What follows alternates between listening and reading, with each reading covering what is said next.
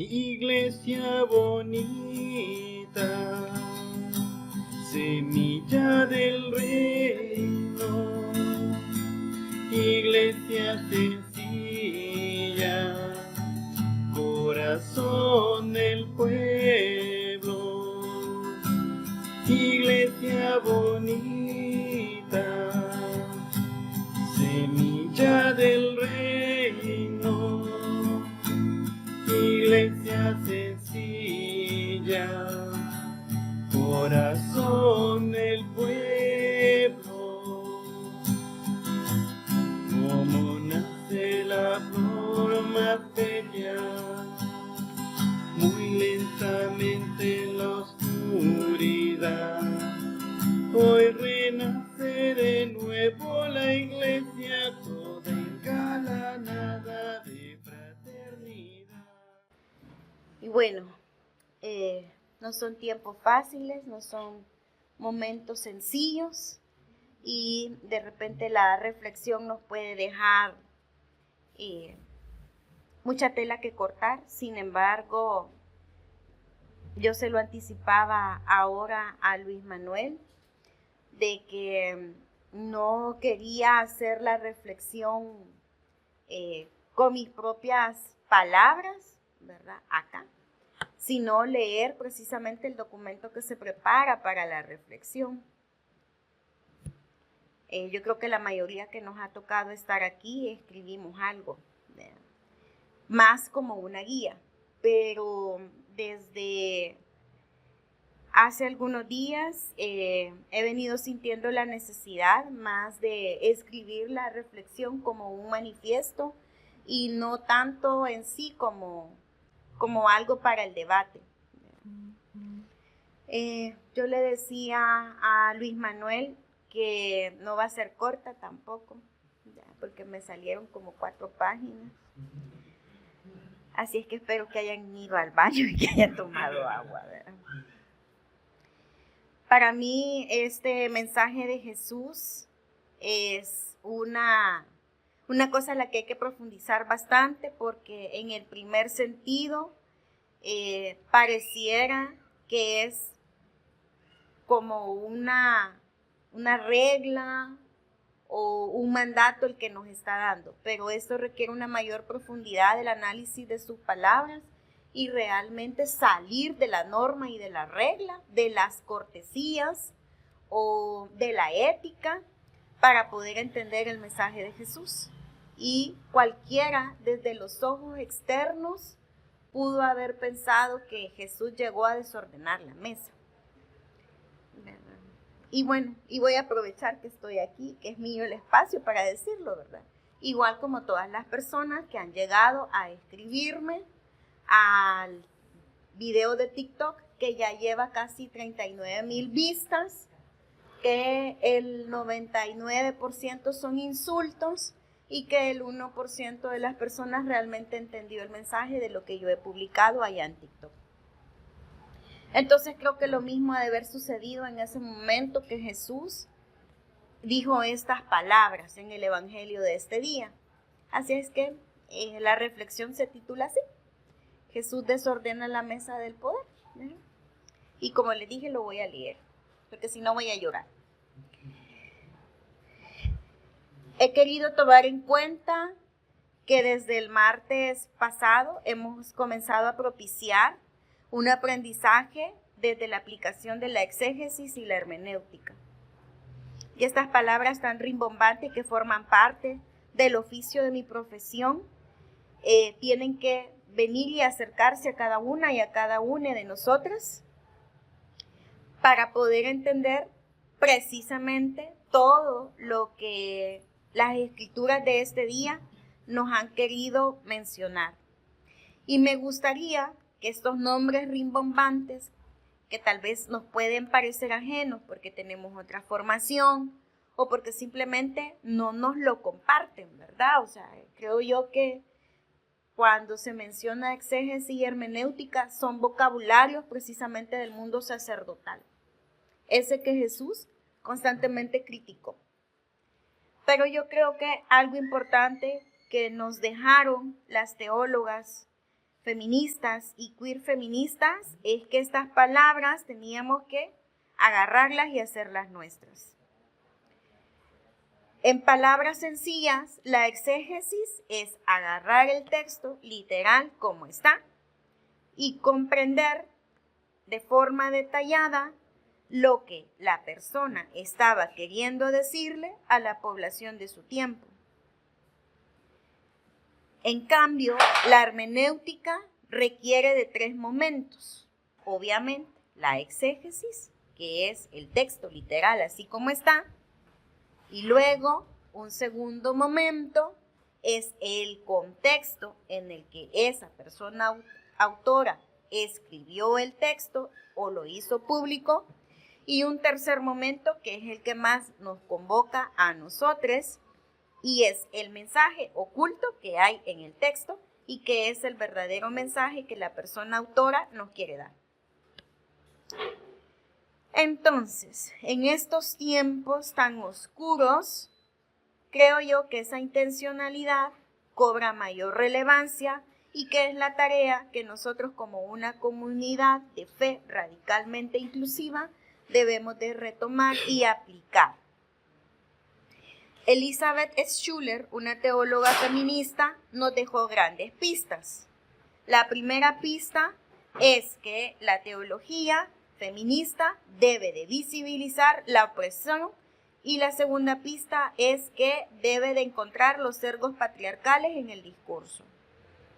La tercera pista es la recuperación de las experiencias y de las voces femeninas que están silenciadas en la búsqueda de una verdad liberadora y de una comprensión integral de la dignidad humana, pero también de la celebración de la comunidad de iguales, como fin último de la proclamación.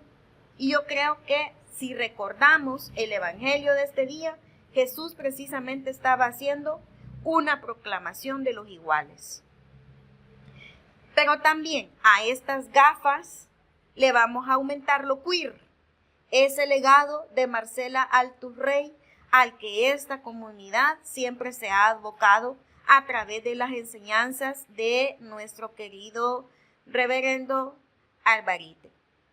Vemos que acá Marcela nos pide recuperar experiencias y voces que han desafiado la heteronormatividad para hacer una lectura de contramano, dice ella. Y me encanta porque eso nos pone en una contraposición a lo que la gente ahora dice que necesitamos, que es mano dura con este tema de la militarización de los espacios, ¿no?, comunes.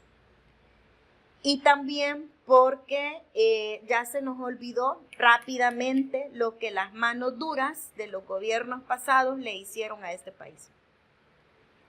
Entonces me gusta eso, de la lectura a contramano, y me gusta también porque nos recuerda a la quiromancia y al tarot. En ese sentido, Marcela nos está diciendo que hay que tomar lo contrario a lo establecido en las relaciones con las instituciones establecidas por la heteronormatividad y tomar las espiritualidades no occidentales como una vía alterna. Y aquí se complementan las dos miradas, ¿sí? ¿Qué quiere decir esto? Recordemos que Marcela hizo su teología queer desde el exilio como una mujer argentina en un contexto occidental, porque ella huyó precisamente por la dictadura de su país y fue a parar, ¿verdad?, a los nichos del poder, a las Babilonias, como dice Alvarite, ¿verdad? Y desde allá, desde esas Babilonias, ella escribió no para ese mundo occidental, sino para nosotros que nos habíamos quedado acá viviendo las dictaduras de su tiempo. En pocas palabras, ambas autoras nos invitan que hay que amar la revolución, que hay que salir de los armarios de la teología y del cristianismo colonial, racista, eurocentrado y heterosexual que nos ha encorsetado por siglos. Y esa palabra es de Marcela, ¿sí? Nos ponemos los corsets de la heteronormatividad. Me gustó mucho. Y que nos invita a queerizar la teología, pero desde nosotras mismas, nosotros mismas y nosotros mismos. Y esto lo retomo de Barredo, que hace un análisis más profundo en palabras nuestras de toda la teología y la filosofía creada por Marcela. Dice Barredo: cuando leí por primera vez a Marcela y vi que lo expuesto de ella en exilio era consonante a los mensajes de la teología de la liberación, sentí que había encontrado también una reconciliación de todos los pueblos que durante varios siglos han sido sacrificados y martirizados por el pensamiento occidental. Yo a esto le agregaría que desde que Alvarite y mi persona coincidimos, encontré también una reconciliación con ese Dios aparentemente cisgénero, porque creo que para quienes me conocen desde hace ratito saben que cuando yo empecé a estudiar teología, lo primero que me sucedió es que me reconcilié con el Dios del Antiguo Testamento. Ese Dios que, como decíamos ahorita, ¿verdad?, es bien tóxico, ¿no? Tiene una relación muy tóxica con su pueblo. Y creo que el Salmo nos lo dejó en evidencia, ¿no? Pero algo que me gustó de esta reconciliación, ¿verdad?, es que tanto Marcela como Alvarite pudieron encontrar a este Dios queerizándolo, volviéndolo queer, ¿verdad? Como vimos esta semana, vamos a ver estas semanas también, desde la figura de José, que nos ha dejado pistas de cuán queer puede ser.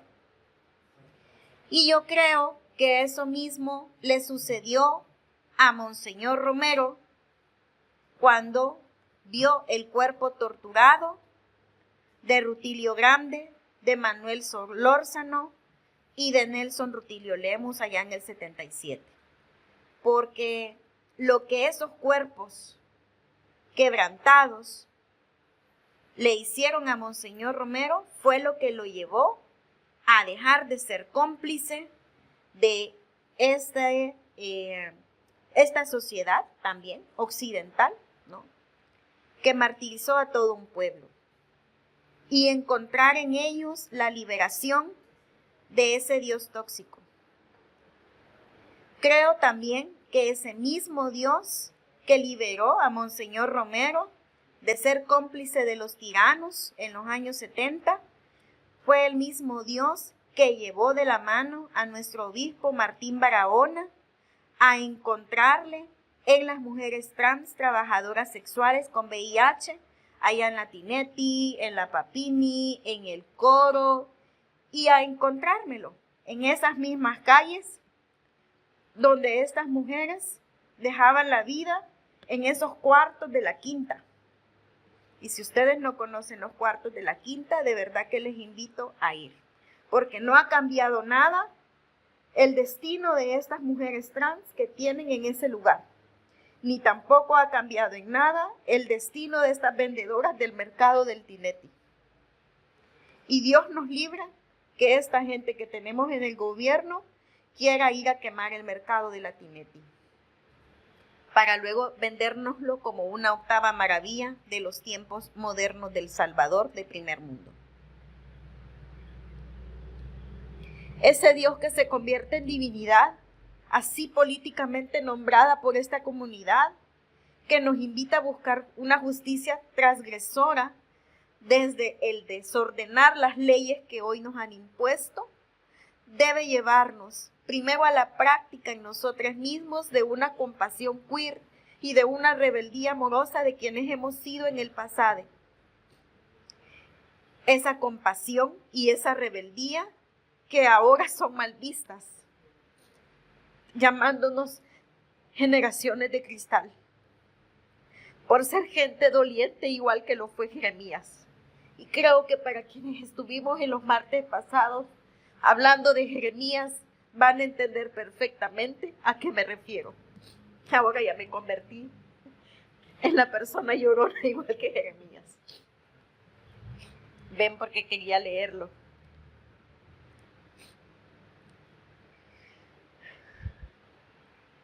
Creo que esta divinidad que abrazó a estos dos santos amados que desordenaron las mesas del poder de su tiempo, nos tienen que llevar a nosotras a seguir desordenando a este paísito. Y coloco en esa condición de santidad al obispo Martín Barahona, porque no se nos tiene que olvidar que él fue señalado por haber abrazado a los mareros, por haber abrazado a las personas trabajadoras sexuales, y que todo lo que le sucedió y la exclusión que incluso esta comunidad ha tenido de la institución de la Iglesia Anglicana se debe precisamente a todo ese trabajo de desordenar las mesas del poder interno de San Juan Evangelista que el obispo hizo.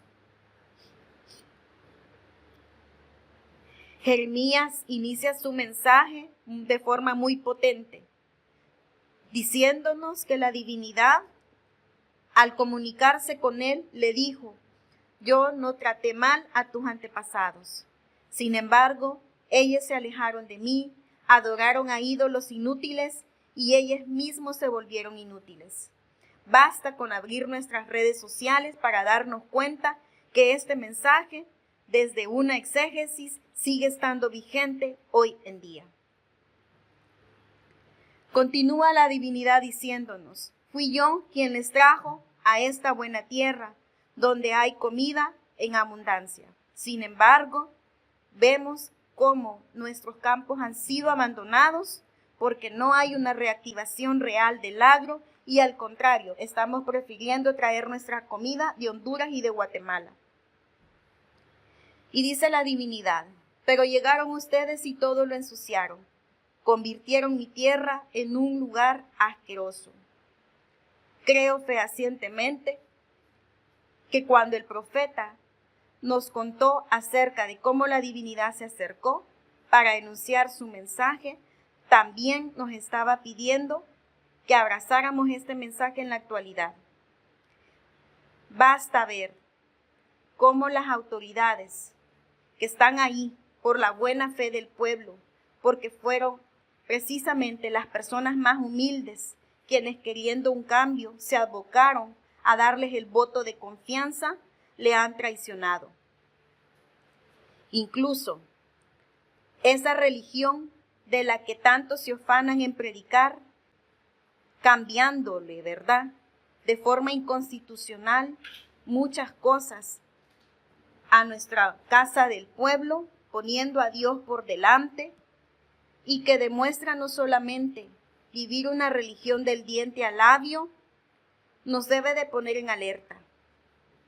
Porque ahora, con esta creación inconstitucional también de la Secretaría de la Ética, Moral y Espiritualidad, basta con haber cursado un par de años en la universidad, independientemente de la profesión que tengamos, para entender que no es otra cosa más que un pretexto y una subjetividad de seguir moviendo desde un marketing emocional al pueblo salvadoreño que es altamente religioso. Lo que reina en este espacio gobernado por estas personas que hoy se quieren hacer pasar por cristianas es simplemente la incoherencia de la praxis de lo que es verdaderamente cristiano. Y yo colocaría algo más, es que no importa cuál sea nuestra práctica religiosa, si es o no cristiana. Es una incoherencia total a los mensajes que profetas y gurúes nos han dado en la línea del tiempo de la humanidad. Pero dejemos de lado eso. Veamos lo incoherente que es cuando en una misma semana este mismo gobierno intenta destruir parte del espino para dar espacio a un lugar de concreto. Basta con darnos cuenta que quien ocupa la silla presidencial no ha vetado la ley de la minería metálica, a pesar de que el pueblo masivamente se ha volcado en contra de ello. ¿Cómo puede cumplirse la promesa del Salmo 81 cuando Dios nos promete pan y miel en un contexto como este? La promesa de satisfacción no es un espiritualismo vacío y evasivo, es una ética que viene precisamente desde esa alegoría del pan y de la miel, que exige políticas que garanticen alimento, que exigen tierra, trabajo digno, una espiritualidad del cuidado que ropa con la vergüenza de pedir y exigir que se cumplan los derechos humanos más básicos, como el derecho a la alimentación, a una casa digna y el derecho a un empleo y a un trato digno en estos empleos, con salarios que sean justos. Cuando al contrario, lo que vemos son despidos masivos y el negárseles incluso a la misma población salvadoreña crear fuentes de empleo en condiciones dignas, abriendo oportunidades para las personas extranjeras que traen grandes capitales y colocándoles leyes mordazas a quienes quieren generar esas fuentes de empleo desde lo pequeño. No podemos hablar de ética cristiana cuando eso está pasando, porque choca completamente con la teología del cuidado desde un modelo que mide a las personas desde el valor de la vida digna y la plenitud humana y no desde seguir propiciando a seres humanos nada más para consumo y productividad. Hoy en la mañana las noticias estaban plagadas del cierre de American Park. ¿Qué implica esto? Cuando en esta misma semana se han despedido a casi 500 personas trabajadoras y personas que son muy humildes, personas que probablemente, porque lo sé de buena fe y conozco históricamente lo que significa el que el área metropolitana de San Salvador, a principios del año 2000, cuando cerró el botadero a cielo abierto de Nejapa, haya distribuido entre todas las grandes alcaldías del Gran San Salvador a las más de 1000 personas pepenadoras que tenía ese basurero a cielo abierto. Eran personas que no tenían estudios académicos y cualquiera puede decir, es que en una década esas personas debieron haber estudiado y haber tenido una carrera.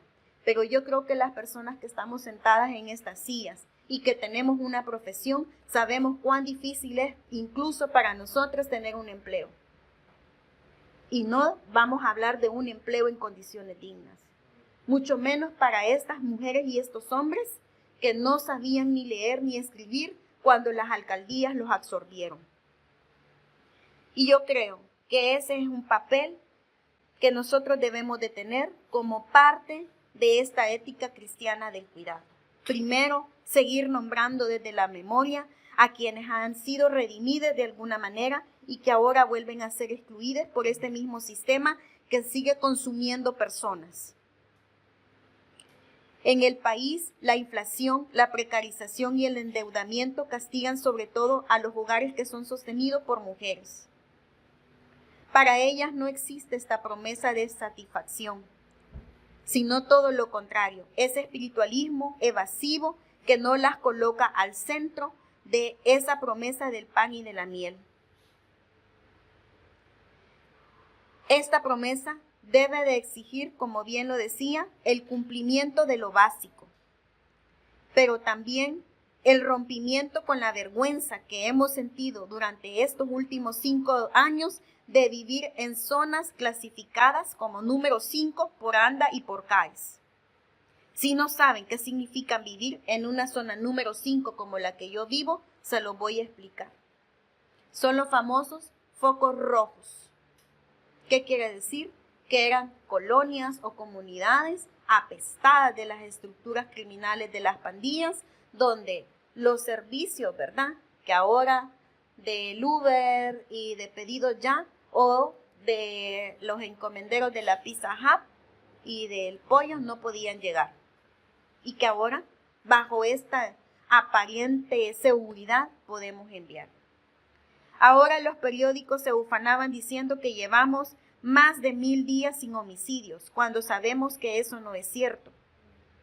Porque han habido muchas mujeres que han sido asesinadas por sus parejas. Algunos de ellos incluso forman parte de las estructuras de seguridad del Estado, llámense milicos o llámense PNC. Así es que no podemos estar hablando de esta ética cristiana que ahora nos quieren vender desde esta secretaría, cuando todas estas cosas siguen siendo pasadas por alto. Cuando nacemos en estas comunidades señaladas como focos rojos, pero que siguen siendo abandonadas por el Estado porque muchas de ellas no cuentan ni siquiera con la garantía de que van a sobrevivir a cada invierno porque se van despedazando de a poquito.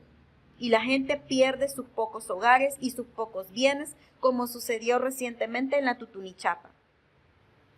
No podemos seguir hablando de una secretaría de la ética cristiana cuando se nos sigue llamando una generación de cristal, que son narrativas que han calado profundo, y lo peor es que nos han despojado de lo poco de dignidad humana que estábamos alcanzando con los cambios que estaban habiendo desde diferentes espacios públicos. El haber tenido políticas públicas que nos permitían incluso el reconocimiento afuera del corset y del closet de nuestra dignidad humana como personas diversas, ahora es algo muy lejano. Es algo que hemos perdido, así como se nos ha despojado del contar con una currícula educativa que validaba las diferencias, que validaba la necesidad estratégica que desde la infancia y la adolescencia pudieran las niñas, los niños expresarse libremente, ser quienes ellas querían ser, aprender que eso estaba bien. Cuando hemos perdido el derecho a la información veraz, científica y oportuna para poder recibir aquellas nociones básicas, necesarias e importantes para nuestra sexualidad, para nuestra autoestima y para tomar decisiones siendo jóvenes y adultos desde la libertad de conciencia y desde un respeto a la laicidad del Estado. Se nos ha despojado del derecho a un trato digno e humanitario dentro y fuera del aula, porque ahora estas narrativas lo único que traen consigo es el hecho de que merecemos ser castigadas y castigades por ser diferentes y por ser quienes somos. El miedo al poder de discernimiento de las infancias y las juventudes es lo que ha llevado al adultocentrismo a creer que desde la militarización de los entornos educativos se puede educar, cuando ya sabemos lo que eso va a pasar. Trae consigo por debajo del kepis y por debajo del arma un adoctrinamiento zombie para hacernos perfectos a un sistema que constantemente nos excluye. Otra señal de la incoherencia con ese amor radical que Jesús predicó.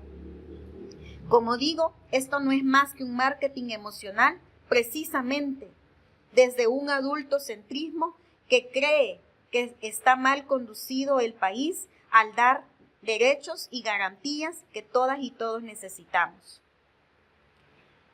Y es muy incoherente porque la misma gente está consciente que no está pudiendo llevar el pan a su mesa y que no está logrando tener un techo digno.